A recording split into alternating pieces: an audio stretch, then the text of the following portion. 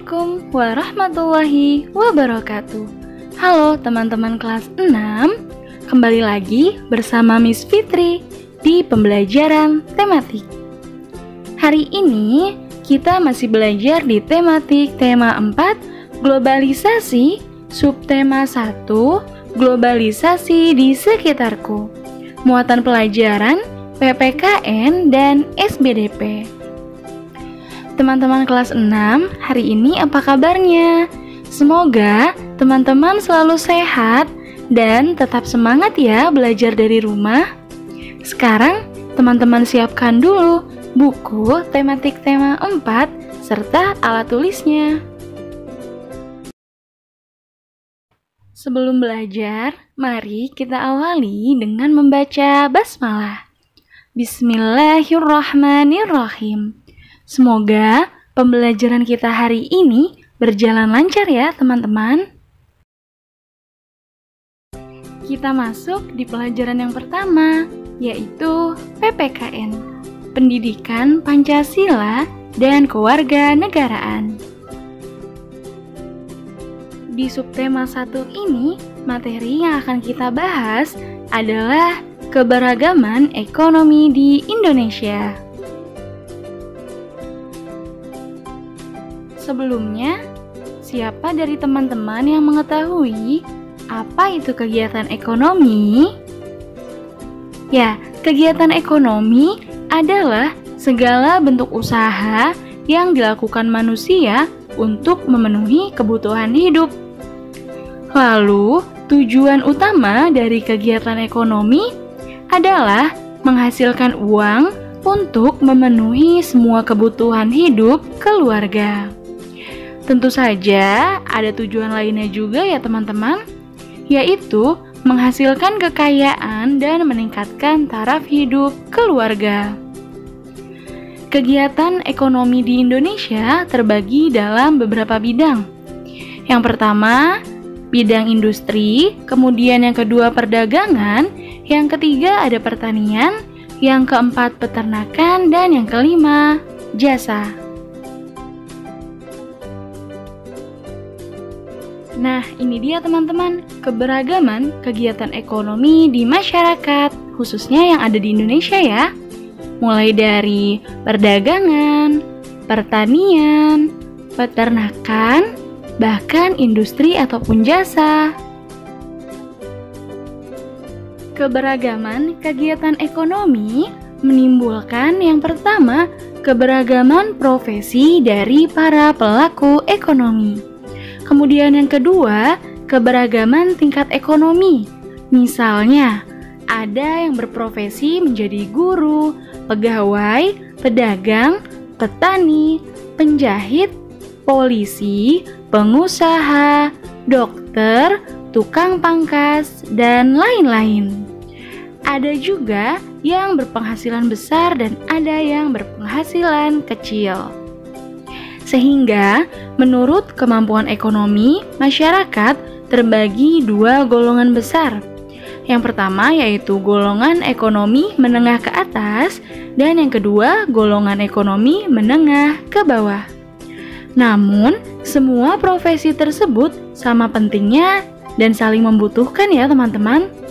Contohnya, seorang pemilik pabrik besar membutuhkan banyak buruh untuk bekerja di pabriknya. Begitu pula sebaliknya, buruh-buruh di pabrik membutuhkan pekerjaan yang disediakan oleh pemilik pabrik. Kemudian, sikap kita terhadap keberagaman kegiatan ekonomi. Ya, tentu saja setiap manusia memiliki kebutuhan yang berbeda-beda ya. Perbedaan kebutuhan tersebut menyebabkan beragamnya kegiatan ekonomi di masyarakat. Seperti yang sudah Miss jelaskan di awal tadi ya teman-teman. Di sini sudah ada beberapa contoh sikap dalam keberagaman ekonomi di lingkungan sekitar yang harus kita lakukan ya teman-teman. Yang pertama yaitu saling menghargai dan menghormati antar pelaku kegiatan ekonomi. Kemudian yang kedua, membayar barang yang dibeli sesuai dengan harganya. Kemudian yang ketiga, bermain dengan teman tanpa membedakan kegiatan ekonomi yang dilakukan oleh orang tuanya. Selanjutnya, tidak berprasangka buruk kepada orang yang latar belakang ekonominya berbeda. Kemudian, tidak mengejek teman yang kurang mampu dan tidak mengistimewakan teman yang kaya. Jadi ingat ya teman-teman, dalam sebuah pertemanan itu kita tidak boleh membeda-bedakan, apalagi hanya karena status sosialnya atau karena ekonominya yang rendah. Sekarang Miss akan menceritakan manfaat kegiatan ekonomi bagi masyarakat. Setiap orang tua temanmu tentunya memiliki kegiatan ekonomi yang berbeda-beda ya. Perbedaan tersebut bukanlah penghalang untuk kita tetap berteman dan bermain bersama. Nah, setelah ini Miss akan menceritakan tentang ekonomi salah satu keluarga ya teman-teman. Kondisi ekonomi keluargaku. Ayahku adalah seorang arsitek yang bekerja di perusahaan swasta. Ibuku adalah seorang guru sekolah dasar. Kondisi ekonomi keluargaku berkecukupan karena kedua orang tuaku memiliki pekerjaan tetap. Semua kebutuhan sehari-hari dan sekolahku dapat tercukupi. Kondisi ekonomi keluarga yang berkecukupan tidak membuatku berpuas diri. Aku terus mengembangkan kemampuan diri agar siap menghadapi era globalisasi. Aku ingin meraih pendidikan yang setinggi-tingginya. Oleh karena itu, aku rajin belajar. Nah, itu dia teman-teman, salah satu cerita dari kondisi ekonomi sebuah keluarga, di mana ayah dan ibunya sudah memiliki ekonomi yang cukup mapan ya teman-teman. Tetapi sebagai seorang anak tetap berusaha untuk selalu belajar dengan giat dan rajin agar bisa sukses seperti ayah atau ibunya. Selanjutnya, menghargai keberagaman kegiatan ekonomi. Setiap kegiatan ekonomi bermanfaat bagi kesejahteraan sekitar. Sikap saling menghargai itu akan memberikan motivasi setiap orang untuk melaksanakan kegiatan ekonomi dengan baik. Untuk menghadapi perbedaan kemampuan ekonomi, kita harus terus berusaha dan mengenali potensi diri. Kita kembangkan bakat yang kita miliki untuk menutupi kekurangan diri kita. Masyarakat yang saling menghargai dan membantu akan menjadi modal untuk menjaga persatuan dan kesatuan bangsa dan negara. Itu dia teman-teman, keberagaman ekonomi di Indonesia. Kita masuk di pelajaran yang kedua, yaitu SBDP, Seni Budaya dan Prakarya. Di subtema 1 ini, materi yang akan kita bahas adalah mengenai reklame. Apakah teman-teman ada yang mengetahui apa itu reklame? Atau teman-teman pernah melihat reklame yang berada di jalan-jalan? Reklame itu terdiri atas dua kata. Re artinya berulang-ulang dan klamo artinya berseru. Jadi, reklame merupakan suatu karya seni rupa yang memuat teks dan gambar yang menarik untuk menginformasikan, mengajak, menganjurkan, atau menawarkan produk berupa barang atau jasa. Teman-teman juga harus tahu, reklame haruslah menarik. Nah, hal-hal yang harus diperhatikan dalam membuat reklame adalah yang pertama, slogan jelas dan mudah dimengerti. Kemudian, bahasanya baik dan menarik dengan ukuran huruf yang sesuai. Kemudian, ilustrasi menarik dan mudah diingat. Dan yang terakhir, tata letak gambar dan tulisan haruslah baik. Reklame sendiri memiliki dua tujuan ya teman-teman. Yang pertama yaitu reklame komersial dan yang kedua reklame non-komersial. Reklame komersial bertujuan untuk menarik perhatian dan menggerakkan keinginan seseorang untuk membeli barang atau menggunakan jasa yang diinformasikan pada papan reklame tersebut.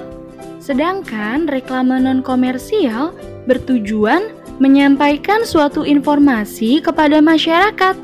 Biasanya disampaikan oleh pihak pemerintah atau lembaga swadaya masyarakat untuk menggugah kesadaran masyarakat mengenai sesuatu hal. Reklame juga dibedakan menjadi dua, yaitu reklame dalam ruang dan reklame luar ruang. Reklame dalam ruang dipasang di dalam bangunan, seperti di dalam pertokoan, supermarket, dan gedung bioskop. Sedangkan reklame luar ruang adalah reklame yang dipasang di luar bangunan. Reklame sendiri juga memiliki ragam jenis lainnya loh teman-teman.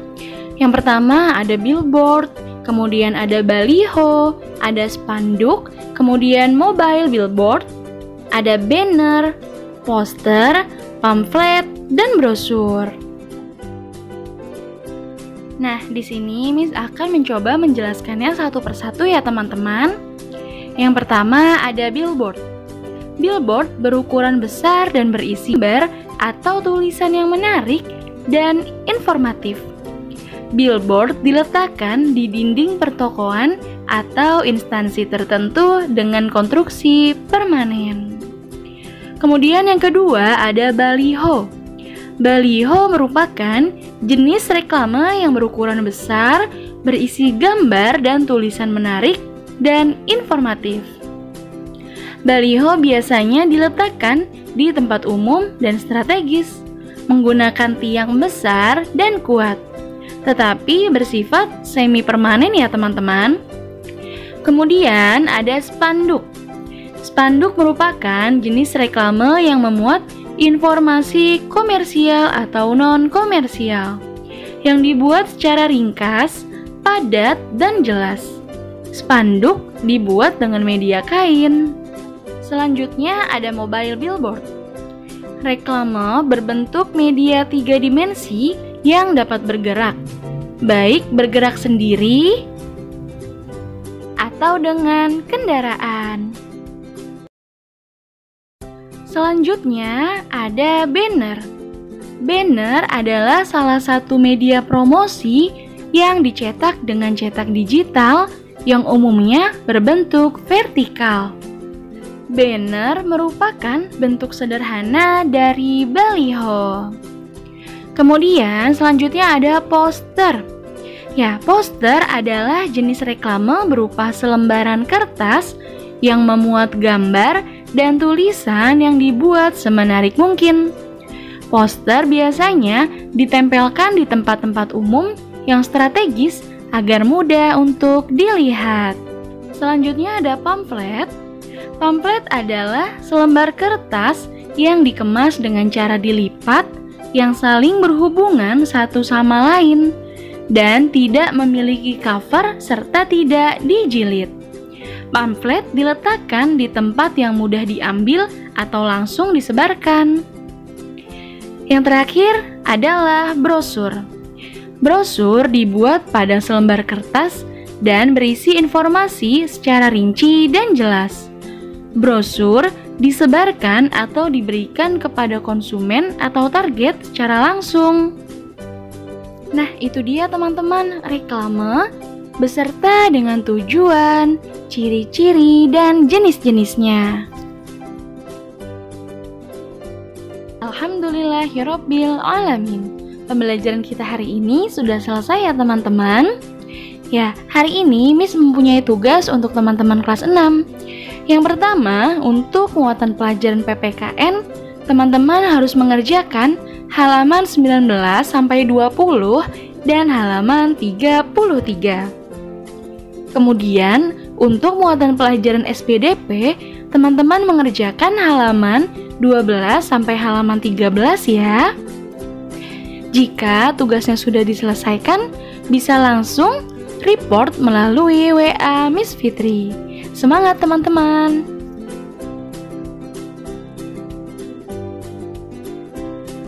Terima kasih teman-teman kelas 6 sudah menyimak video pembelajaran dari Miss Fitri pada hari ini. Semoga teman-teman tetap selalu semangat ya untuk mengerjakan tugas serta belajar dari rumah.